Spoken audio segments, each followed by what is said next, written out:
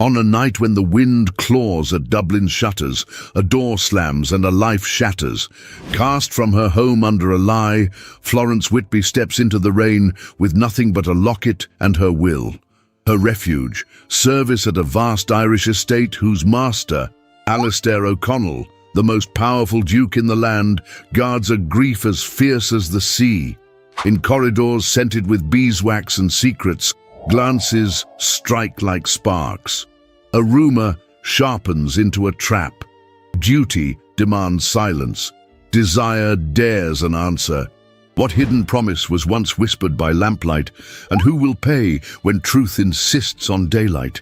Share where you're listening from, and tell us what draws you to period romances. County Dublin, Ireland, winter of the year 1862. The wind howled like a wounded beast that night, rattling shutters and clawing at the eaves of the narrow brick townhouse on Rose Lane. Cold rain swept through the crooked alleyways, soaking the cobblestones and drenching the gas lamps, whose flickering light cast long, mournful shadows.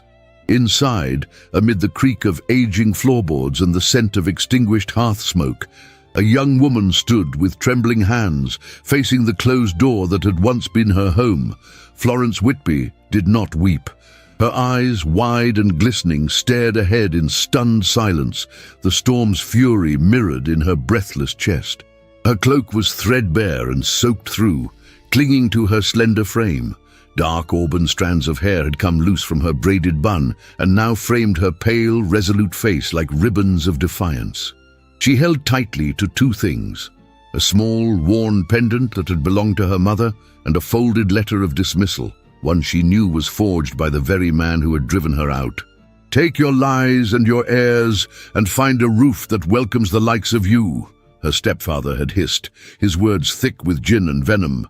"I won't keep a scandal under my roof. Go be a servant, if that's all you're good for." And with that, the door had slammed shut behind her. The letter, bearing her late father's faded seal, now manipulated by trembling, dishonest hands, declared that Florence had engaged in conduct unbecoming of a young lady of respectable lineage. It was a death sentence to her reputation. No drawing room would admit her, no family would hire her as companion or tutor, not with such a letter shadowing her steps. She could have collapsed right there, knees to stone and heart in pieces, but instead, Florence turned her face to the rain, squared her shoulders, and stepped into the darkness with all the pride she could still carry. The pendant at her throat glowed dimly with each passing lantern, a final memory of her mother's lullabies and her father's quiet dignity, before debt, disgrace, and death had stripped them of everything. By morning, the city had changed. Dublin, under the pale eye of winter light, was grey and unwelcoming. The carriages splashed past her with indifference. Shopkeepers ignored her soaked figure, and the clatter of boots on stone offered no comfort. Still, she walked. Slow, purposeful steps through Merrion Square and up toward Lower Gardner Street where the hiring hall stood. Inside, it smelled of mildew, coal dust, and desperation. Dozens of women, younger and older, sat stiffly on benches, hands folded over aprons and skirts that had long lost their color. An older man called names from a wrinkled list, his voice sharp and hurried. Each call led to a pair of eyes lighting up or falling. Florence sat beside a girl of no more than 16 who shivered from hunger. She offered her half of a dry biscuit and asked for nothing in return. Then, like a ripple across still water, silence spread through the room. A tall, stern-looking woman stood at the doorway. Her coat was heavy and dark, her eyes alert beneath a plain bonnet. She spoke with precision, in a voice that left no room for doubt. "I require a girl for Carrymore. Strong, quiet, willing to work without complaint." The room held its breath. Carrymore. The name alone was enough to still the air. Whispers said it was a fortress by the sea, guarded by fog, and ruled by a man with no mercy and no smile. The Duke of Carrymore, the most powerful noble in the region, perhaps in all of Ireland. Some said he had gone mad with grief, others said he ruled from shadows and silence. No one seemed to know what was truth. Florence rose. She did not speak at first, only stepped forward with calm determination. The woman looked her over, the worn boots, the wet hair, the eyes that had already seen too much for a woman of 24. There was something about her that did not plead, but dared. "You'll do," the housekeeper said. "We leave within the hour. No questions, no contract, just a nod, and a carriage ride that would carry her far from the city and even farther from everything she had once believed her life would become." As Florence climbed into the coach, the wheels shuddered into motion, and the city fell away behind them like a dream fading at dawn. She pressed her palm against the cold glass and exhaled, watching the mist rise and vanish. She did not know where she was going. She did not know whose name she would serve, but she would survive. And the door that had closed behind her would not be the last. It would only be the beginning. Carrymore House rose like a fortress of stone and sorrow against the wind-swept hills of County Wicklow, its chimneys lost in mist and its countless windows veiled by gauze-like curtains. It stood with the authority of an old world, carved in grey limestone, with turrets that pierced the fog like watchful sentinels. The estate was immense, encircled by woods so thick and ancient they seemed to hold their breath. Within its walls, the air carried a reverent hush, as though the house itself remembered all it had lost and all it dared not speak aloud. For Florence Whitby, her arrival at Carrymore was not a beginning, but a threshold. The carriage had left her at the servants' entrance just after midday, but she had not seen the sun, only a pale sky pressing down like a faded sheet and wind that tasted of the sea.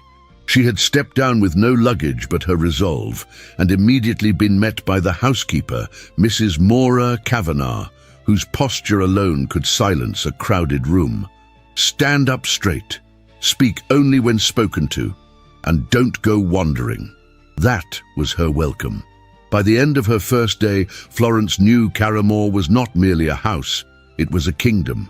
One ruled not just by the Duke, but by an invisible chain of duty, silence, and unbroken tradition.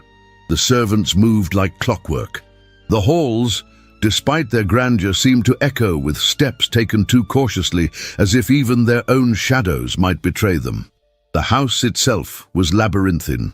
Long galleries lined with oil portraits of proud ancestors whose painted eyes never looked directly at the viewer.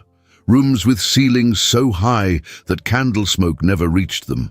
Walls of velvet drapes and cold marble that refused warmth. The Duke's study, Florence was told, was strictly forbidden, as was the West Wing. No explanation. Only a nod from Mr. Edward Pierce, the butler, whose expression never changed and whose every movement was deliberate, precise, and disapproving. Florence's duties were clear. Rise before dawn, tend to the ash grates, polish the brass on the second floor, wash linens in the morning, fold them in the afternoon. If time allowed, help in the still room with drying herbs or inventory candles under Mrs. Kavanagh's hawk-like supervision. There was no gentleness in the routine, but Florence asked for none. What lingered in the silence between tasks were whispers, whispers that came like stray gusts from behind half-closed doors or between murmured conversations in the servants' hall. They whispered his name, his grace, the Duke of Carrymore, and then silence would fall. A glance would be exchanged. A foot would tap nervously against the stone floor. Alistair O'Connell. Some said he had not laughed since the death of his wife. Others said he had never laughed at all. Some spoke of his time in London, how Parliament once trembled beneath the weight of his voice. Others insisted he had withdrawn from society entirely, communicating only through letters and sealed commands. But all agreed on one thing: no one spoke to the Duke unless summoned, and no one was summoned unless something was very wrong. Florence did not search for him. She did not ask about him. But she felt his presence, like the changing of pressure in a room, subtle, inevitable, as though the very stones of the house whispered his name in her ear when no one else was near. On her third morning, while sweeping the corridor that overlooked the northern courtyard, she saw a riding coat disappearing into the mist, midnight blue, tailored, heavy with damp at the hem. The figure moved swiftly, boots crunching on gravel, and though the hood covered his hair, she knew it was him. The way he carried his shoulders, the authority in each stride, it could belong to no one else. She paused, breath suspended, and though he never turned, something in her stilled. That evening, in the dimly lit scullery, the undercook whispered that His Grace had returned from surveying tenant lands. His gloves had been soaked, his horse restless. He was angry, the undercook said in a hush, as though even the walls might hear. Didn't say a word, just handed his gloves to Pierce and disappeared into the west wing. Florence lowered her gaze to the soap-slick water and said nothing. But she noticed things. A door left slightly ajar. Fresh footprints in the gallery, too large to be any of the servants. A scent that lingered faintly on the air, leather, pine, and the ghost of tobacco. And once, only once, as she crossed the main stair landing with linens in her arms, she saw a hand resting on the rail, gloved, still. She looked up, but too late. The figure was already gone. Yet what unsettled her most was not his presence, but her own awareness of it. She had not come to Caramore to search for anything. She had come to survive, and yet something in her heart, long buried beneath years of silence and endurance, stirred when she caught those brief shadows. A forgotten instinct, a hunger for meaning in the quiet. Unbeknownst to her on the sixth night, as she sat near the still-room hearth reading softly from a borrowed prayer book to a young scullery maid too tired to sleep, her voice reached the open hallway beyond. Alistair O'Connell had paused there, half a hallway away, unseen in the shadows. He had not meant to stop. He had meant only to retrieve an old ledger from the cellar archives. But her voice, gentle, untrained, steady, held him still. Not for the words, but for their cadence. For the way her tone softened as she read of mercy and forgiveness, for the hush that settled over the stillroom as her voice wrapped around the embers. He did not linger long. He was not a man who permitted himself such indulgence, but when he turned away, the silence followed him. Florence knew none of this. She simply closed the book and tucked the girl into her cot before returning to her own quarters. She stared at the ceiling for a long time, wondering why her hands trembled even when she was warm. On the morning of the seventh day, as she knelt to scrub the corridor tiles beneath the drawing-room windows, she heard footsteps approaching. Not brisk, as Mrs. Kavanagh's would be, not clipped and authoritative like Mr. Pierce. Measured, heavy. Her breath caught. She did not look up. The footsteps passed within arm's reach and paused, just for a moment, then continued on. Florence's heart beat wildly beneath her apron as she dipped the rag back into the bucket, her eyes never leaving the floor. In that still and storm-shadowed manor, where secrets slept behind tapestries and dignity clung to every column like ivy, something was beginning to move.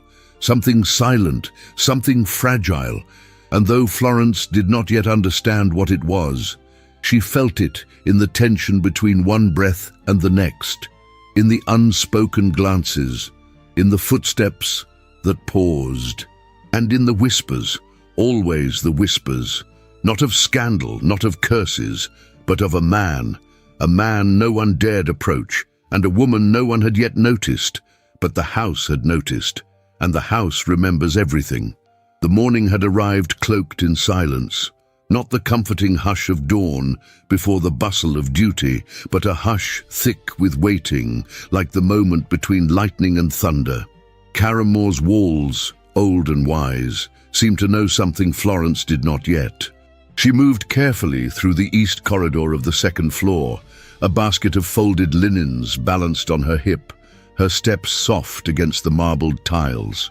The corridor windows looked out onto the gardens, but mist obscured everything.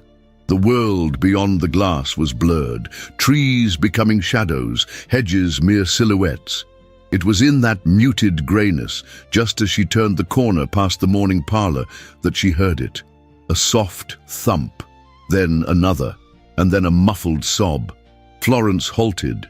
Her heart quickened not with fear, but with that peculiar sense of urgency that overtakes the truly kind. She set down her basket and followed the sound. It led her to the last door of the corridor, half tucked between two ornate sconces. The brass handle shone as though recently polished. The sobbing was clearer now, a child's whimper threaded with frustration. Florence knocked gently. "Hello?" A pause. Then a small, broken voice. "It's stuck. I can't get in." She turned the handle. It didn't budge, locked from the inside. "I'm locked out," the voice said again, breath hitching between words. "She went away and locked the door, and I... Florence leaned closer. "Can you tell me your name?" Silence. Then softly, "Nora." The name settled over Florence like the falling of a curtain. Nora, the niece. The child no one ever saw but who lived on in whispered reports and carefully managed appointments. Florence knelt. "I'm Florence. I work here too. I'll stay with you, all right, until someone comes to open the door." "No," Nora said. "I don't want someone. I want Mama." The words cracked. Florence closed her eyes briefly, her own breath catching, not out of surprise, but recognition. "Can I tell you a story?" she asked gently. A pause, then from the other side of the door, a quiet, skeptical, "What kind of story?" "The kind about a castle. One very old, one very proud, one that could hear people's hearts." There was no reply, but the sobs stopped. Encouraged, Florence continued. "They said the castle was made of stone, but it wasn't. Not really, it was made of echoes. Every time someone inside laughed, it held that laugh. Every time someone cried, it remembered the tears. And when someone stood outside its door, scared and alone, the castle listened." A small sniffle. Then, "How could a castle listen?" Florence smiled softly. "With its windows, of course. They were like eyes. And the staircases were like arms, twisting and reaching and folding around the people who lived inside. When the little girl who lived there cried, the castle tilted its roof just slightly to let her tears roll off like rain." A shuffle behind the door. Nora was now sitting too, Florence could tell. What was the girl's name? Florence hesitated only for a second. Her name was Nora. The door creaked. Not open, but softer. She didn't like the dark, Florence added, but she was brave. Braver than she knew, and she had a secret. "What?" Nora whispered. She could teach the castle how to laugh again, but only if she stayed very still just like this and listened with all her heart, because the castle had forgotten how. They sat in silence for several long seconds, broken only by the faint tick of a clock and the distant murmur of coals being stoked somewhere far below. Then came footsteps. Brisk, familiar. Mrs. Kavanagh appeared from around the corner, holding a ring of brass keys and wearing a face like carved granite. "Miss Whitby," she said curtly, "step aside." Florence stood, dipping her head respectfully. The housekeeper unlocked the door with practiced efficiency. It swung open to reveal a girl in a cream nightgown, her hair tousled, her cheeks stained with tears. Nora didn't run into Mrs. Kavanagh's arms. She simply looked at Florence. "She was kind," the child said plainly. Mrs. Kavanagh's eyes narrowed slightly, not with anger but with assessment. "Return to your tasks," she said. Florence obeyed, gathering her linens and heading back down the corridor. But as she descended the servants' staircase, her hands trembled ever so slightly, not from fear, from something else, from the way the girl had looked at her, not with suspicion, but with trust. Later that evening, as the last of the dishes were dried and stacked, Florence was called to the housekeeper's office. She entered nervously, smoothing her apron. Mrs. Kavanagh looked up from her desk. "The child likes you. She is difficult. Most girls cry after an hour with her. You did not." "I didn't mean to overstep," Florence said. "You didn't," Mrs. Kavanagh replied. She set down her pen. "From tomorrow, you'll be assisting in the family wing. You'll help with her reading and sit with her during the afternoons." Florence blinked. The family wing. The heart of the house. Mrs. Kavanagh said no more. The matter was settled. The following afternoon, Florence entered the family parlor, a room unlike any she'd seen. Bathed in soft amber light from tall windows, its furniture was upholstered in faded blue brocade, and the scent of old books and lavender lingered in the air. Nora sat cross-legged on a chaise, a picture book unopened in her lap.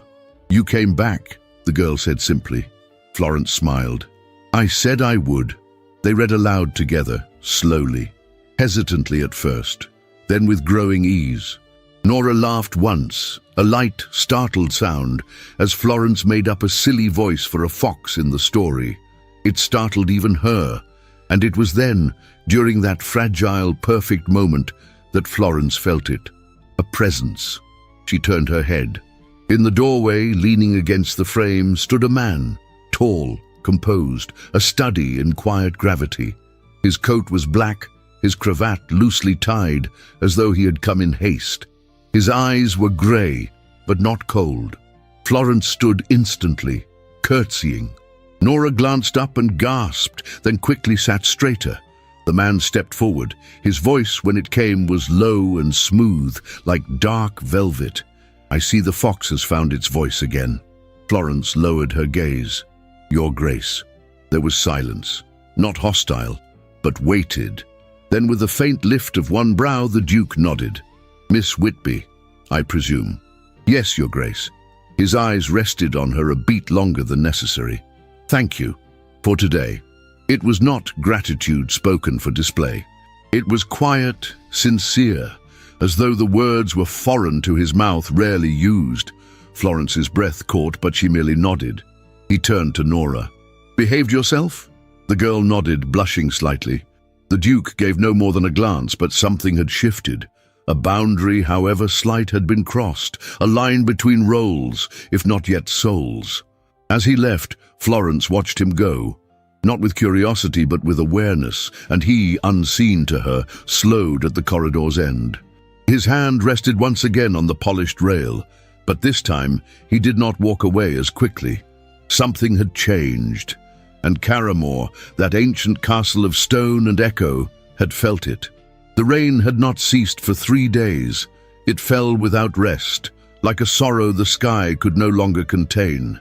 Caramore stood still beneath its weight, its towers veiled by mist, its windows streaked with silver threads of water.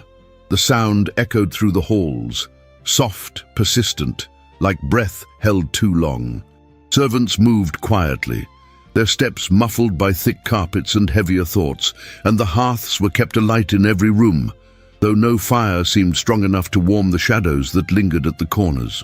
Florence Whitby walked the corridor toward the library with careful steps, balancing a tray of ledgers and account books that Mrs. Kavanagh had instructed her to return.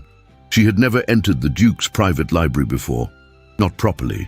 She had glimpsed its doors, tall and arched, carved with the crest of the O'Connell family. She had heard whispers of its contents, shelves of first editions, maps of forgotten wars, letters bound in faded silk ribbon. But it wasn't the grandeur that made her hesitate at the threshold. It was the light. The room was not empty. A single lamp flickered on a side table. Beyond it, the faint golden glow of a hearth revealed the outline of a figure seated at the far end of the room, his back half turned, head bowed over something in his hands. Florence's instinct was to withdraw, but her feet would not obey. She stood there, motionless, the book still in her arms, the weight of the moment pressing down like the ceiling might lower itself upon her. The Duke was unaware of her presence. He held a letter. The parchment trembled slightly in his gloved hand, though his body remained still. His eyes moved over the lines, again and again, as if searching for something not written. His other hand rested on the arm of the chair, fingers curled. And then, softly, too soft for the room but not for her to hear, he whispered a name. Maeve. It was not spoken like a memory. It was spoken like a wound. Florence's breath caught in her throat. She turned, ready to retreat without a sound. But the wooden floor beneath her creaked, a soft, guilty betrayal. The Duke looked up. Their eyes met, grey and gold, storm and earth. He did not rise. He did not frown. He simply regarded her with the gaze of a man who had seen far too much in life to be startled by the unexpected. "I didn't mean to intrude," she said quickly, lowering her eyes, her voice no louder than the rustle of rain beyond the window. "Mrs. Kavanagh asked me to return these volumes." "Leave them," he said. His voice was quiet, hoarse, but not unkind. She crossed the threshold, step by step, until she reached the desk nearest the fireplace. She placed the books carefully, aligning them without thought, her hands needing something to do. But when she turned, he was still watching her. "You've read to Nora," he said, as if this were something new he had only recently discovered. Florence nodded. "Yes, Your Grace. She likes you." There was no accusation in the words, only observation. "She's very bright," Florence replied. "She remembers everything, even when she pretends not to." A corner of his mouth lifted. It was not a smile, not truly, but it was something like it. "She does that often," he said, "pretends not to feel." Florence looked at him then, really looked, and saw that the same armor Nora wore in her silences had been crafted in the same forge. The Duke turned his gaze to the fire. "And you, Miss Whitby, what is it that you pretend?" The question was unexpected, and it was not casual. Florence stood very still. She could feel the fire behind her warming her back and the coldness of the polished floor beneath her shoes. "I pretend," she began slowly, "that I am only what this uniform says I am." He looked at her once more. "And what is it you are, truly?" She did not answer. Not at once. She did not yet know how. The silence stretched, not uncomfortably, like a breath held by two people at once. Florence stepped closer to the desk, letting her fingers rest lightly on the worn leather of a book's spine. "I used to play piano," she said at last, her voice barely more than a thought. "Not well enough to perform, but well enough to feel, and to make others feel." "Music is not always for brilliance," he replied. "Sometimes it is only for survival." Florence raised her eyes. "Yes," she said, "that's exactly it." Another silence, another shared truth. He leaned back slightly, the lamplight catching the silver at his temples. In that moment, Florence saw not the Duke of Caraymore, but a man with tired eyes and shoulders that carried too many names spoken only in memory. "Do you believe in ghosts, Miss Whitby?" he asked. She hesitated. "Not the kind that rattle chains." "No," he said, his voice softer now. "The kind that stay behind a scent, a folded shawl, a silence at supper." Florence did not speak. There was no need. He let out a long breath. "I thought time would quiet the house," he said, "but it only sharpened the corners." Florence looked around the room. The worn edges of the velvet curtains, the brass catch on the fireplace screen dulled from years of use, the book beside his chair with its spine cracked from too many rereadings. "It's not the house," she said gently. "It's the waiting." His eyes narrowed slightly, not in anger, but in thought. "You see too much." "And I was taught to observe," she replied, "not to speak." "Then you were taught poorly." Their eyes met again, and the stillness between them deepened, not with awkwardness, but with a fragile sort of recognition. Florence stepped back. "I should go." "Yes," he said, though his voice lacked conviction. She reached the door, then paused. Something inside her, something that had long lain quiet, stirred with courage. "I think," she said without turning, "the castle is waiting to laugh again." He said nothing.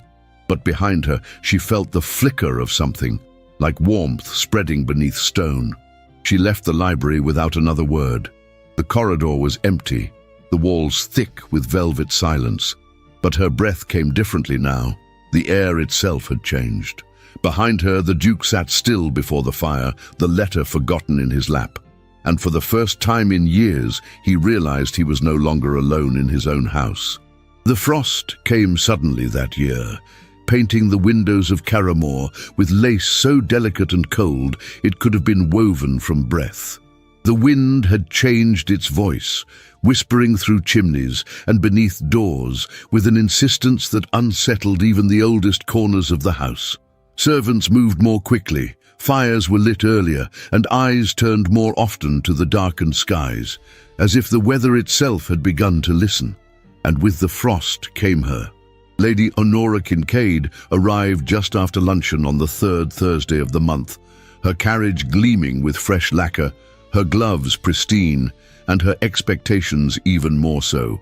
She descended from the steps of her vehicle as if the gravel beneath her shoes were unworthy of contact, lifting her skirts only enough to reveal polished boots and the hint of a smile that carried more calculation than warmth. Her presence was not merely expected, it was orchestrated. The staff had been informed, linens changed, silver polished. A bottle of imported cordial had been brought from the cellar and uncorked to breathe by late morning. Her room, one of the finest in the guest wing, had been perfumed subtly with lavender, and a fresh bouquet of late autumn roses had been placed beside her bed. Florence watched the preparations from the periphery. She was no longer relegated to the scullery, but even her new duties within the family wing did not grant her the freedom to ignore the shift in the house's air. Lady Honora was not simply a guest. She was a possibility, the possibility of an alliance, of a match, of a duchess. She was tall, elegant, the image of a society woman raised on expectation and entitlement. Her hair, a pale honey, was swept into a coiffure too perfect to have been arranged without help. Her traveling gown was of plum silk, the bodice stiff with embroidery, the skirt layered with velvet and lined with satin. Her scent lingered long after she had passed, and she noticed Florence almost immediately, not as one notices a fellow soul, but the way one notices a mark on polished glass. On the first morning, Florence passed her in the corridor while accompanying Nora to the library. The child's hand clutched hers tightly. Lady Honora's eyes flicked to the joined hands, then rose slowly to Florence's face. "No nursemaid?" she asked aloud, her voice cool and sharp. "How modern." Florence curtsied. "Good morning, my lady." Lady Honora did not return the greeting. She turned and walked on, her skirts whispering against the walls. Later that evening, Florence heard her laughter through the drawing-room door, light, practiced, perfectly timed. She did not hear the Duke's voice, only his silence. But silence, Florence had learned, spoke volumes. The days that followed deepened the unease. Lady Honora lingered in rooms she had no reason to be in, seated near the fire in the music parlor, thumbing through books in the library, standing at the base of the stairs, just as Florence descended from the family wing. And always her gaze found Florence, measured her, weighed her. The tension grew not from words, but from glances, from the pause in conversation when Florence entered the room, and from the smile Lady Honora gave the Duke when she spoke of loyalty and clean bloodlines, from the tightening of Florence's fingers around the tea tray when her name was not spoken, but clearly referenced. Meanwhile, whispers had begun to find their way into the servants' quarters. At first, they were quiet, brushed off like dust. "She came from nothing. I heard she was dismissed from her last post for reasons unspoken. Her stepfather had to throw her out. The shame was too great." Florence said nothing. She scrubbed harder, walked straighter, but her silence did not protect her from the blade of those words. One afternoon, while assisting Mrs. Kavanagh in sorting old ledgers in the east storage room, Florence stumbled upon a box beneath the shelves. It was lined with linen and filled with letters, bundled carefully with navy ribbon, aged with time but clearly preserved with intention. She had not meant to pry, but one of the letters had slipped slightly from the stack, its seal already broken. Her eyes, though unwilling, caught a single line written in a delicate, familiar hand. "If something happens, promise me you'll remember the music." Florence's breath stilled. She did not read more. She did not touch the rest. She simply wrapped the ribbon more tightly around the bundle and placed it back inside the box, her heart pounding in her chest. She returned to her duties, but that line echoed within her like a song unfinished. That night she could not sleep. The fire in her small room had died to embers, and the wind moaned outside the window. She sat in silence, the letters' words repeating themselves as though whispered directly into her ear. "If something happens, promise me." The music. But before she could begin to make sense of it, a new weight fell upon the house. Mr. Pierce summoned her early the next morning with a look more solemn than usual. He handed her a folded paper, one of the estate notices posted for servant protocol. At the bottom, written in fine script, was her name. She had been requested to report to the drawing room by the Duke. When she arrived, the room was unusually bright. Morning light poured through the tall windows, illuminating the polished floors and golden picture frames. Lady Honora was already there, seated in a high-backed chair, her posture a portrait of elegance. The Duke stood by the fireplace, one hand behind his back, the other resting on the mantel. Florence curtsied, her pulse like a war drum beneath her skin. "Miss Whitby," the Duke said, his voice even, "we've heard troubling accounts." She said nothing.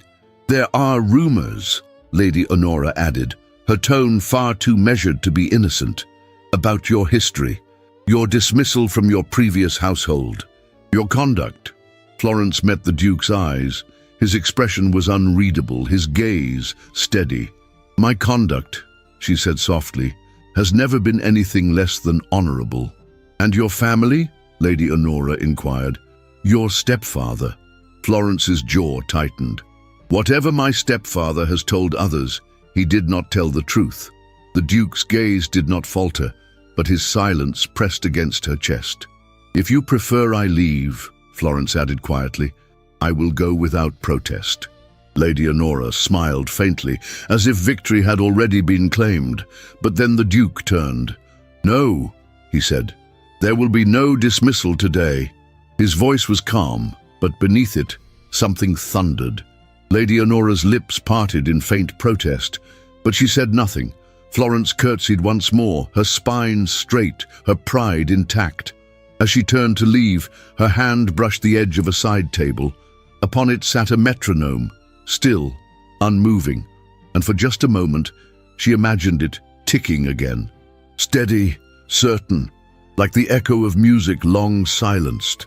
Outside the room, the hallway stretched wide and empty, but the shadows it held were no longer faceless.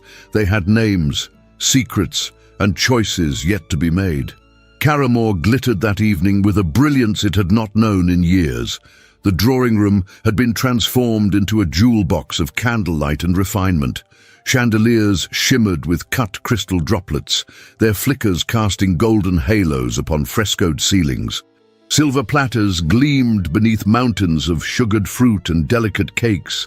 The scent of beeswax, roses and velvet clung to the air like a perfume too rich to breathe. It was a musical, an occasion designed to remind the county that Caramore remained still a center of influence, that its duke, though reclusive, could summon elegance at will. But beneath the silks and serenades, something darker simmered, something calculated, something waiting. Lady Honora Kincaid, seated at the center of the room in a gown of pale aquamarine, was radiant with expectation. Her gloved fingers barely touched the armrest of her chair. Her laughter floated like a flute above the music, but her eyes remained fixed on Alistair O'Connell, and when her gaze shifted, it found Florence. Florence, dressed in her plain brown uniform with the collar modestly pinned and her hair neatly coiled, moved through the edges of the room, tray in hand, steps practiced and quiet. She served glasses of cordial, her movements fluid, her presence discreet. Yet she felt it, the eyes, the scrutiny, the weight of something unseen pressing against her chest. From her post beside the pianoforte, Florence caught glimpses of Lady Honora's sharp glance toward her, of Mr. Boyle lingering too close to the footman's service table, of a whisper passed from maid to guest with unusual swiftness. And when the final note of the sonata died into the hush, it happened. A cry, soft, theatrical. "My brooch!" Lady Honora gasped, rising abruptly, one gloved hand clutching at the neckline of her gown. "My grandmother's sapphire!" The room stiffened like a held breath. Servants exchanged glances. Guests murmured. Alistair stood slowly, his posture that of a man who felt a storm forming behind his ribs. "I wore it when I entered," Lady Honora said, her voice rising only enough to carry. "I haven't left this room." Pierce stepped forward at once, offering calm. "Perhaps it fell between the cushions, my lady." Lady Honora's eyes narrowed. "No, someone took it." The words echoed like thunder. In the silence that followed, Florence stood frozen, her heart hammering against her ribs. She did not move. She did not speak, but Boyle did.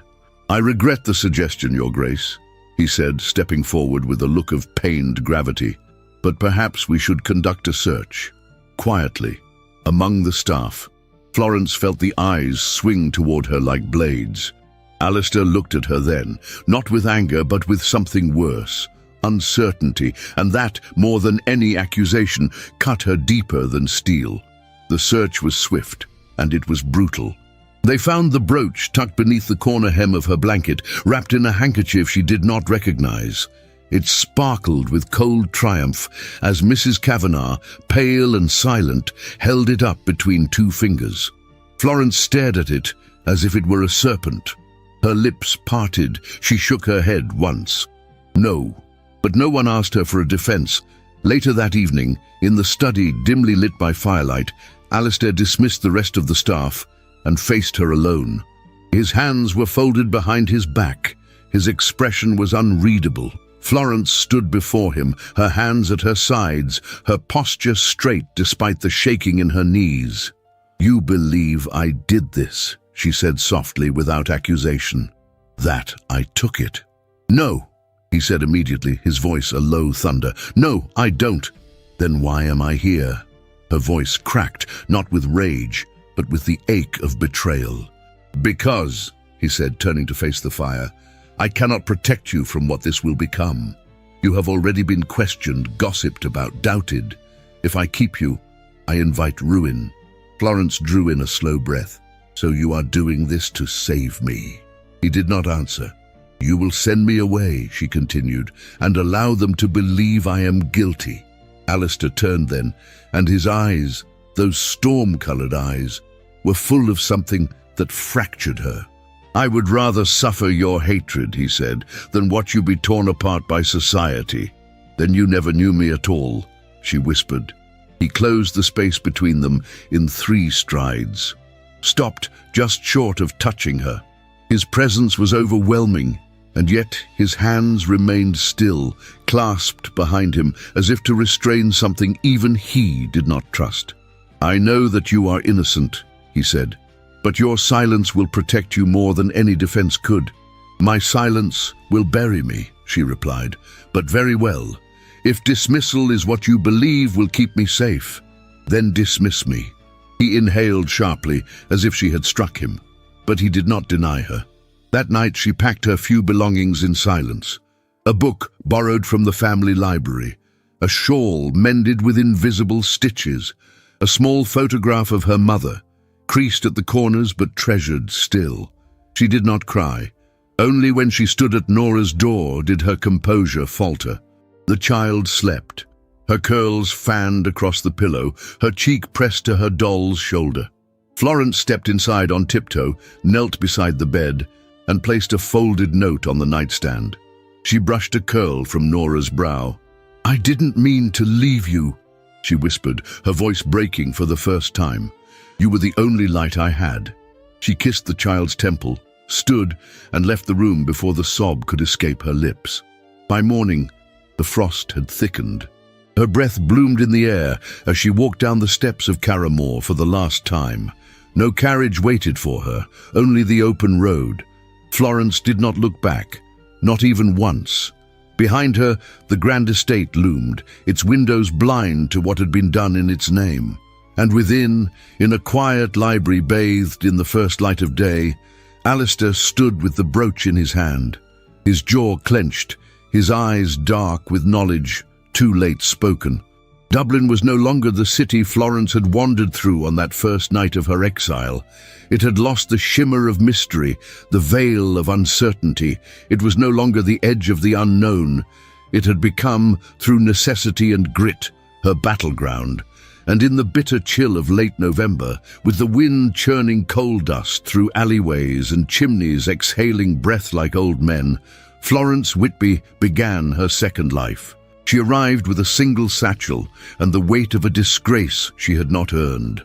There was no welcome, no warm hearth waiting, only the clamour of wheels over stone, the dampness of cracked walls, and the scent of rusted iron and baking bread wafting from streets that did not know her name. But she survived. It began humbly. A woman named Mrs. Tilley, who ran a small glove repair shop on Camden Street, took Florence in after overhearing her asking for directions at the parish doors. The woman had sharp eyes, blunt hands, and a tight braid wound so tightly behind her head that Florence wondered how she ever slept.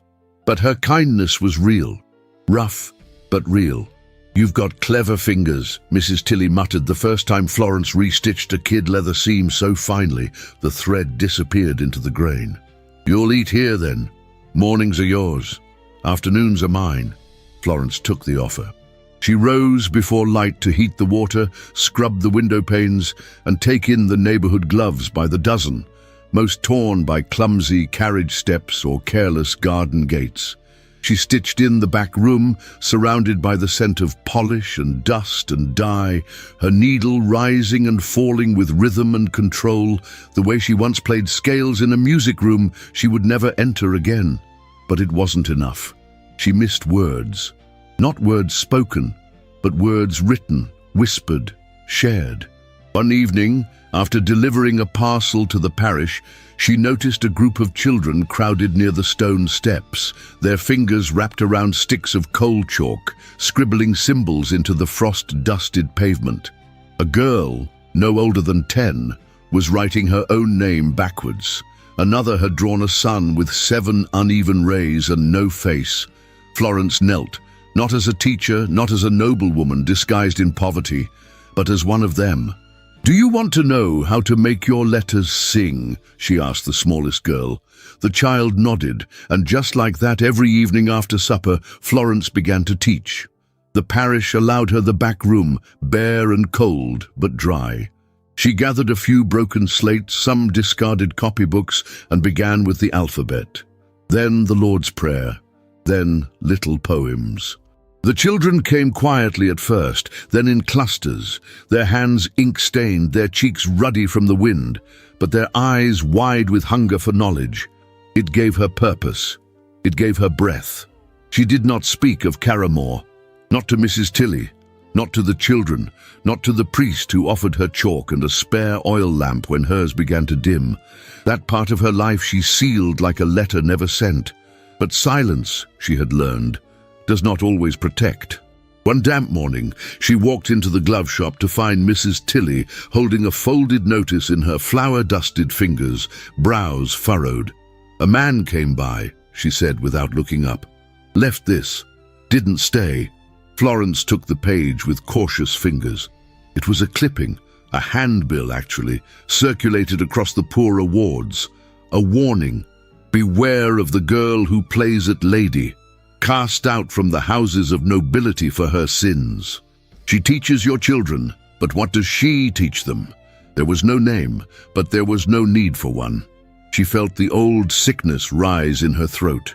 Shame, not deserved, but familiar. The weight of falsehood clinging to her like smoke that would not wash away. Mrs. Tilley said nothing, but the next morning she locked the front door and looked Florence straight in the eyes. "Some men are so weak they need to destroy a woman to feel tall again," she said simply. "The fact that they fear you says more than the words on that paper." Florence could not speak, only nodded, and when she turned to leave, her heart shook, but her spine held straight. That night, one of the children brought her a letter. "Lady at the gate," the girl whispered, "said it was for you." Florence unfolded the paper slowly. The handwriting was unmistakable, rounded, careful, as though shaped by small fingers. The drawing was simple, a castle with windows.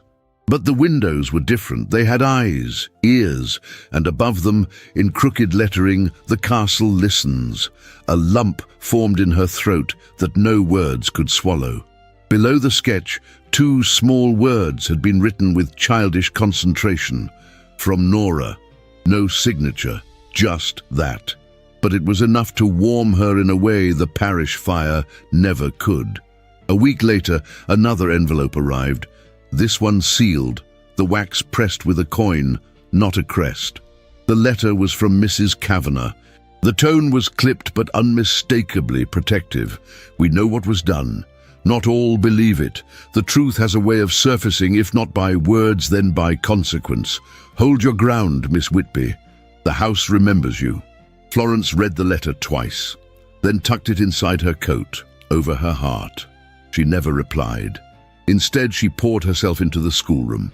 She taught with greater conviction, fiercer passion. She introduced poetry to the older children, led Bible recitations with the younger ones, and stayed late after dark to help one boy who refused to speak, but drew pictures that told stories no words ever could. And while she taught, while she mended gloves by lamplight and endured the occasional whisper on the street, her stepfather's schemes began to unravel. The parish priest, a stoic man named Father Halley, had grown suspicious of the papers Boyle's men had circulated. He sought out Florence's former employers in Dublin, uncovered the letters that had once offered her references, letters which contradicted the slander now being spread. He confronted the man in question, in the presence of witnesses, and when the stepfather could no longer spin lies to cover his past misdeeds, his gambling, his debts, his abandonment, he fled, gone. No farewell, no retraction, but in his absence, the silence spoke louder than guilt. Florence never rejoiced. She did not dance in her victory, nor weep in relief. Instead, one morning she stood before her class, chalk in hand, and wrote on the board a single word, worth. She underlined it once, then said softly, "This is not given to you. This is not taken from you. This you claim for yourself." The children watched her, wide-eyed and still. That night, when she lit her lamp and sat alone at her table, Florence did not think of the Duke. She did not think of Lady Honora or the brooch or the cold sting of dismissal. She thought of her mother, of a voice that once said, "Let your strength be quiet, child, but never invisible." And with her needle, her slate, her breath, Florence Whitby vowed, never again would anyone write her story for her. She would write it herself, word by word, line by line, until no one could erase it. The air at Carrowmore had changed, not with the seasons, but with the weight of something shifting, something cracking beneath the surface, long buried and now too loud to silence. The halls no longer echoed with gentle routines or careful deceptions. They pulsed with the tremors of reckoning. Behind every polished door, every velvet drape, lay truths too long hidden, and they had begun to rise like embers beneath ash-catching wind. In the Duke's private study, sunlight filtered through tall windows, streaking the dust-laced air with pale beams. Alistair O'Connell stood alone, a ledger open before him on the desk. His hands, steady in Parliament, sure in battle, trembled faintly as he turned the page. Numbers, names, dates. But behind every figure lay something more damning, silences where there should have been signatures, altered entries in the margins, and payment lines ending in names he had never authorized. He had known, somewhere beneath his dignity, his grief, his well-constructed remove, he had known. But knowing and facing are not the same, and now face it he must. Boyle's final betrayal had not been the brooch. That had only been the blade. The true wound lay in the years of quiet theft, the cruel enforcement of rents, the dismissals and evictions carried out in the Duke's name while he buried himself in solitude and noble silence. The storm began with a single letter. An anonymous tenant, braver than most, had written to the estate solicitor detailing forged collection records and threats made on behalf of His Grace.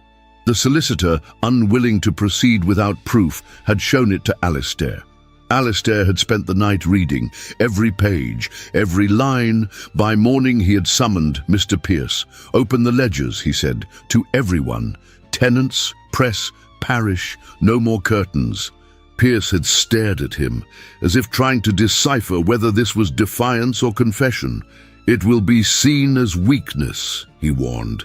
"No," Alistair replied, cold and clear. "It will be seen as justice." Within days, the countryside hummed with the news. The Duke of Carrigmore had called for a full review of his lands, his stewards, his books. He had issued a letter of formal apology to his tenants, printed without flourish or shield. No man of conscience can rule in ignorance and call it dignity. He did not mention Florence, not by name, not in print, but her shadow stretched over every page. The investigation moved quickly. Mr. Boyle's handwriting was found across at least 3 forged clearance orders. Witnesses came forward, former tenants, housemaids, even a dismissed footman who remembered Boyle's heated arguments behind closed doors. And then came the brooch. Mrs. Kavanagh, in her quiet and methodical way, retrieved the inventory of servant quarters from the night in question. The handkerchief used to wrap the brooch had belonged to a kitchen maid dismissed 3 months prior, a maid with ties to Lady Honora's household. That was the final stone. Boyle was arrested without ceremony. His protests rang hollow, his alliances scattered. Lady Honora, for all her social graces, departed Carrigmore 2 days later under the guise of visiting a cousin in Geneva. She left behind no farewell, no explanation, only the bitter perfume of ambition undone. But even justice, when done late, does not mend all wounds.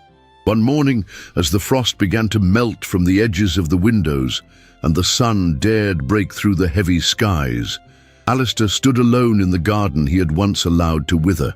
The path led nowhere. He turned toward the gate. In Dublin, the city moved with its usual haste, coaches rattling over slick stone, vendors shouting beneath soot-streaked awnings, chimney sweeps clambering up like shadows. Florence, seated in the back room of the parish schoolhouse, was guiding a young boy's finger along the shape of the letter S. She did not hear the carriage wheels. She did not see the figure that stood at the door until the priest cleared his throat softly and inclined his head.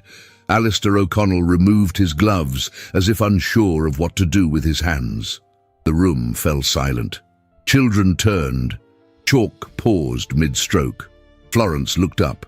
She did not stand. Her voice was even. "This is a schoolroom, Your Grace." Alistair bowed his head. "May I speak with you?" Her gaze was calm. "After the lesson." He nodded and stepped back, waiting beyond the door as the children gathered their slates and copybooks. Florence dismissed them with a soft clap and turned to extinguish the oil lamp, her back to him longer than necessary. When she stepped into the corridor, the air between them felt impossibly heavy. "I've come to apologize," he began, "though I know the words are late." "They are," she said, "but that does not mean they are unwanted." He breathed in slowly. "Everything you said, everything you refused to say, was right." She looked at him then, truly looked. His coat was dusted from travel, his cravat slightly loosened. He looked like a man who had not slept, not truly, not since the night he had let her walk away. "Boyle has been arrested," he said. "The papers have printed it. The tenants know. The records have been cleared. Your name—" "My name," she interrupted softly, "was never yours to erase nor to restore." The words hung between them like the hush before a verdict. He nodded once, accepting the weight of them. "I came," he said after a long silence, "because there was something I never told you." She tilted her head, silent. "The letters," he continued, his voice quieter now. "The ones you found. There was one you never read, or perhaps you saw only a line." Florence did not reply. He stepped closer, but not too close, just enough that his voice could fall like a secret between them. "If something happens, promise me, you will not let them turn you to stone." Her breath caught. "She knew," he said. "Even then, Maeve. She knew I would try to survive by hiding, by closing every door. She knew I would call it honor when it was fear." His voice broke, just slightly. "And then you came." he whispered. "And you were not loud. You were not proud. But you looked at me as if I were still a man, not a title, not a ruin, a man." She looked away, blinking hard. "And when I failed you," he added, "it wasn't because I didn't believe you. It was because I still believed too much in walls, in silence, in exile." The silence between them was not empty. It was full of everything not yet healed. Florence finally spoke. "What are you asking of me?" He looked into her eyes, stripped of armor, of pretense, of control. "I am not asking you to return," he said. "Not as a servant, not as a shadow. I'm asking if you can forgive the man who once stood behind the title." She was quiet for a long moment. Then, with a voice that trembled with truth, she replied, "I never needed you to be a duke," she said. "I needed you to be brave." He swallowed. "And if I try to be that now?" She looked at him, at the man, not the title, and for the first time her eyes softened. "Then we speak," she said. "But not in whispers, not in corners. If we are to speak at all, let it be with truth, in full light." He exhaled, a sound like relief wrapped in regret. "Then let it begin." And though no promises were spoken that day, something passed between them. A slow thaw, a flicker, an ember refusing to die, the kind of truth that asks nothing but presence, and the courage to remain. The wind had changed again. Not the cruel bite of winter that once chased Florence down the cobbled streets of Dublin, but a restless, pulsing wind that tugged at branches, pressed against windows, and warned of something coming. The hills of Carrowmore had begun to stir, not with voices, but with a tension that rippled through the village like water before a storm. Florence had not planned to be there that day. It was market day, and Mrs. Tilly had asked her to deliver a parcel of repaired gloves to a merchant outside the estate grounds. The path from Dublin had been long, but Florence had walked it with a steady heart and eyes unafraid. She did not hide her face beneath a bonnet, nor did she lower her gaze when passing neighbors who once crossed streets to avoid her. Carrowmore had already changed, and so had she. It was near the churchyard that she heard it, a scream, not loud but sharp, piercing. A cry not born of pain, but of terror.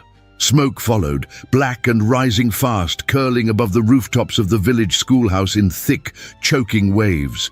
Bells began to toll, not from the church tower but by hand, frantic, uneven, urgent. Florence dropped the parcel at once and ran.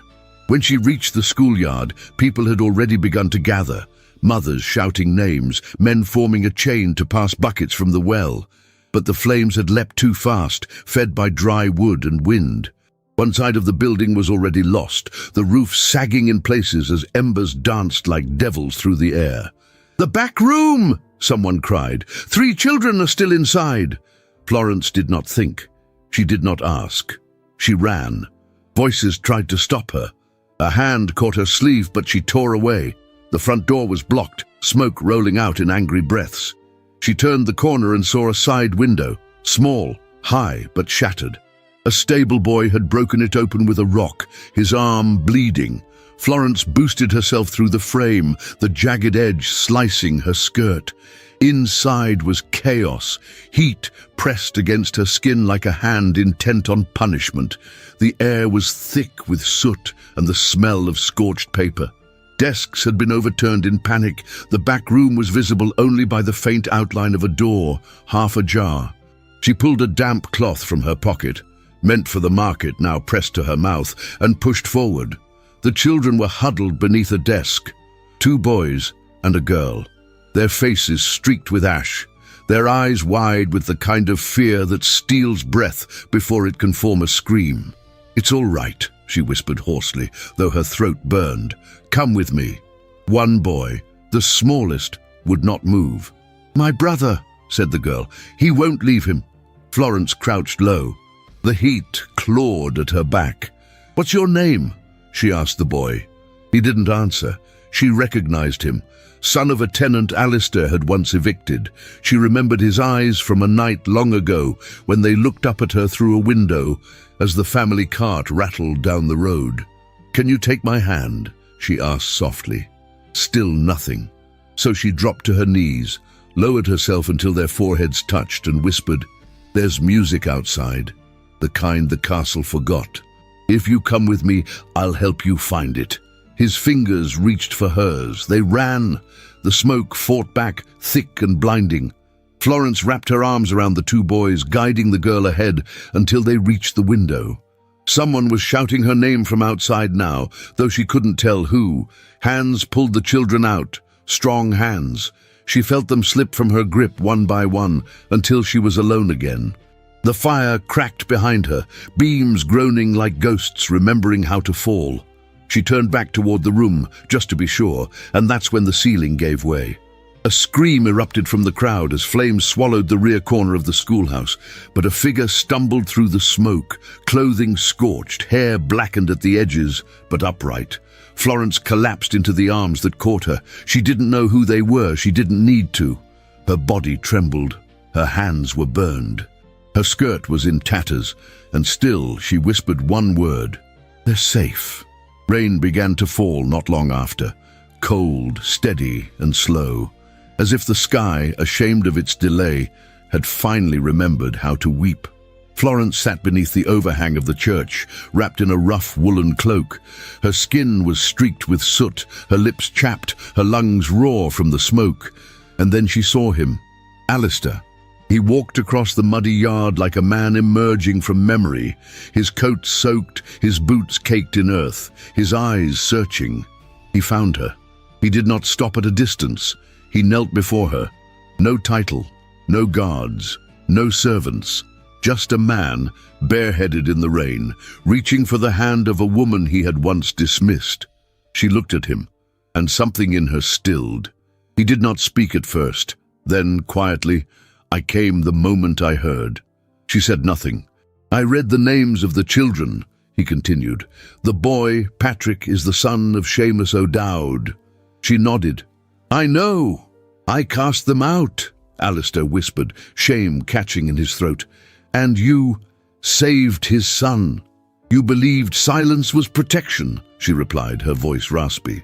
"But silence lets rot take root." He bowed his head. "I have no words to undo what I allowed," he said.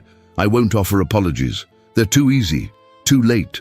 Her eyes shimmered, not with tears but with something far deeper, a grief that had learned how to breathe. "I'm not here to be restored," she said. "I've already done that myself." He looked at her then, truly looked, at the burns on her hand, the blood at her temple, the soot that lined her collar, and at the strength behind her pain. "I never asked for your forgiveness," he said softly, "and I won't ask now." "Then why are you here?" "Because," he whispered, "I want the chance to earn your presence every day. Not as a duke, not as a man offering refuge, but as one willing to stand beside you wherever you choose to stand." The rain fell between them. A hush followed. Florence's breath trembled. She had no answer yet, no vows, no certainty. But she reached for his hand, and he let her see the fear in his eyes, not of fire, not of shame, but of hope. And that, she understood, was courage. The bells of Carrymore did not ring with grandeur that morning, nor did carriages line the roads in procession, nor did noble guests in plumed hats descend upon the chapel like hawks upon ceremony. But the sun rose gently. The mist lifted from the hills as if granting a rare blessing. And in the small stone chapel behind the rose garden, the pews were filled with faces weathered by wind and work. Tenant farmers, stable boys, seamstresses, kitchen maids, and shepherds who had once feared the name O'Connell, but had come now to witness a union not of title, but of choice. Florence Whitby stood at the foot of the aisle in a gown of dove-grey muslin, hemmed with lace that had once belonged to her mother. There were no jewels in her hair, only a simple braid wrapped low across her crown. Her eyes held no tears, only that still, trembling light that belongs to those who have seen storms and chosen still to love. Across from her, Alistair wore his formal coat, brushed and buttoned, but absent of medals or tokens of power. The gold pin at his collar was gone, replaced by a modest sprig of rosemary, Florence's request. When the priest spoke, he did so plainly. There were no grand declarations, no lofty oaths, only the words that mattered. Do you take this woman, not as a reward, not as salvation, but as your equal, your truth, your vow? I do, Alistair answered, his voice unshaken. And do you take this man not as a title, not as a shield, but as your companion, your courage, your home? I do, Florence replied. No thunder clapped, no choir sang. But in the stillness that followed, Nora ran down the aisle barefoot, arms outstretched, giggling with a joy too large for ceremony. She stopped at the couple's side, took both their hands, and declared with solemn delight, "The castle hears better now." The room, once filled with silence, erupted in soft laughter, worn, warm, and real. Later in the garden, Florence stood beneath the great ash tree, watching as children chased dragonflies between rows of lavender. The schoolhouse, a modest structure with tall windows and a roof that still smelled of tar, had opened its doors that week. Already, its chalkboards bore verses and arithmetic. She had named it the Open Ear. Mrs. Kavanagh had returned to Carrymore to oversee household accounts, but now reported not to the Duke alone, but to a council of elected tenants. Alistair had insisted upon it, his voice unwavering at the first meeting. I no longer trust in solitude. Each week, 3 seats rotated among the villagers.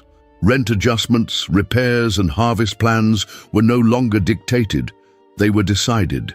Lady Honora had vanished as quickly as she had once glided through corridors. Her family's fortune, strained by legal challenges and social whispers, could no longer support her extravagance. It was said she boarded a steamship to Vienna, where salons still remembered her name, though few cared to hear it now. Mr. Boyle's trial had concluded publicly, with little drama and no fanfare, fraud, bribery, and falsification of estate records. The courtroom had not gasped when the sentence was delivered, 3 years in prison, but the headline that followed drew breath across the county. A maid's honor, a duke's redemption. Florence read the paper once, then placed it in the hearth. She did not need ink to confirm her story. One afternoon, Florence stood at the edge of the western terrace as dusk fell like silk across the land. Beside her, Alistair rested his hand gently on the stone balustrade, his thumb brushing hers in rhythm, no longer unsure. Below them, tenants arrived bearing baskets, not of tribute but of thanks, eggs, honey, linen, jam. A boy shyly offered a carved wooden bird. A woman kissed Florence's hand and whispered, "For not forgetting us." Nora wove between them like thread through cloth, her hair unpinned, her dress grass-stained, her smile wide enough to pull down clouds. Florence turned toward the man beside her. He did not speak. He didn't need to. For once, the silence between them was full of peace. She touched the locket at her throat. It had once been her mother's, her only possession when she was cast out in disgrace. Now it gleamed in the setting sun, polished by time, touched by ash, and no longer heavy with grief. Inside it was a scrap of parchment, a line she had finally read in full. "If something happens, promise me, you will not let them turn you to stone. Not you, not my daughter." Florence had carried that promise in every breath since, not just for her mother, for herself. And now, as laughter echoed from below and Carrymore stood not as a fortress, but as a home, Florence knew the truth. She had not been saved. She had stayed. And in staying, she had changed everything. Carrymore, spring of 1870. The roses bloomed early that year. A soft, gentle spring had arrived like a memory returning home, unexpected, tender, and welcomed with quiet wonder.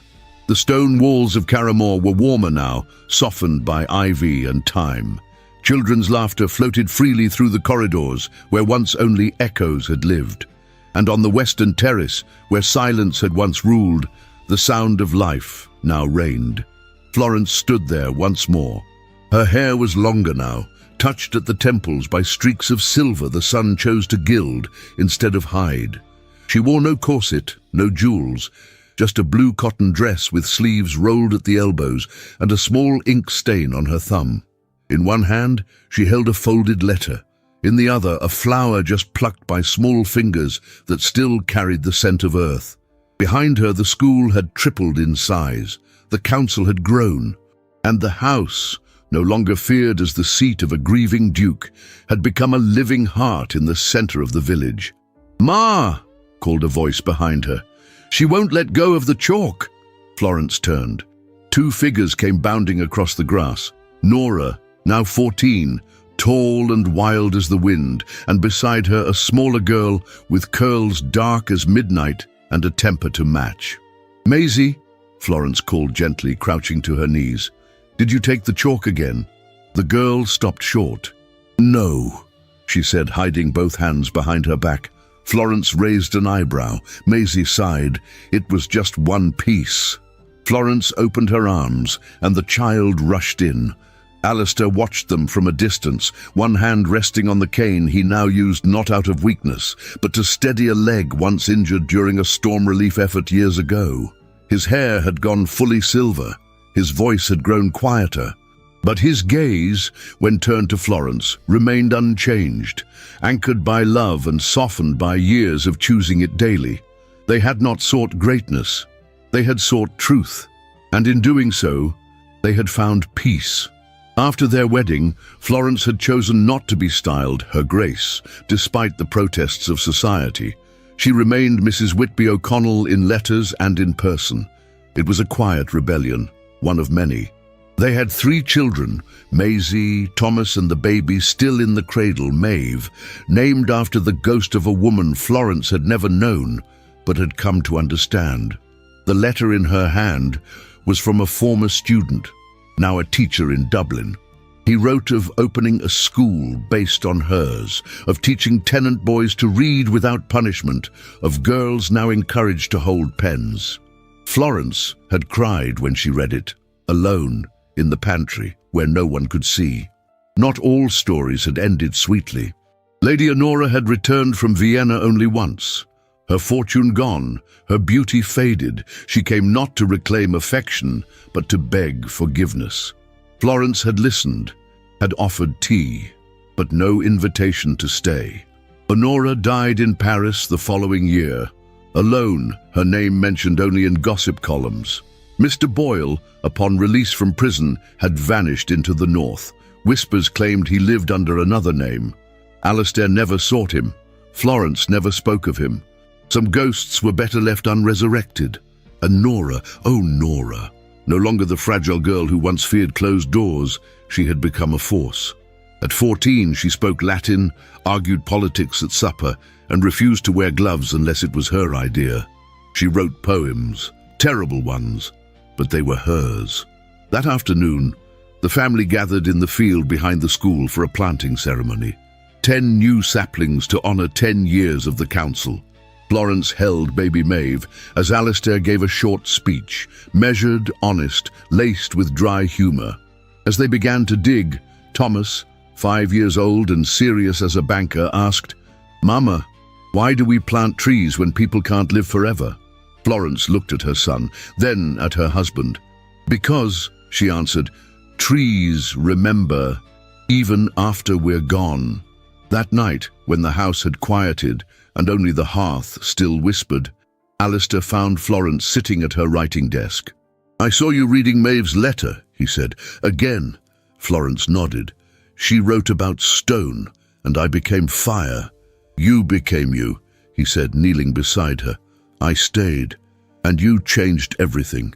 He kissed her hand, the same one he had once let go. Outside, the wind rustled through the leaves planted by hands, now calloused with joy. Caramore would never be what it once was, because love, when chosen freely, becomes a legacy. And Florence Whitby, the girl once cast out in shame, had not only stayed, she had built something that would outlive them all. Every castle has its ghosts, every heart its silence. But sometimes all it takes is one woman who refuses to break, who dares to stay, to turn stone into sanctuary. Florence's journey wasn't paved with miracles. It was built slowly, choice by choice, scar by scar. She was cast aside, humiliated, silenced, and yet she never surrendered her dignity. She walked through fire not to be rescued, but to rescue herself. And in doing so, she rewrote the fate of an entire world that once rejected her. Let this be the story that reminds us, you are not what they say you are. You are what you choose to become.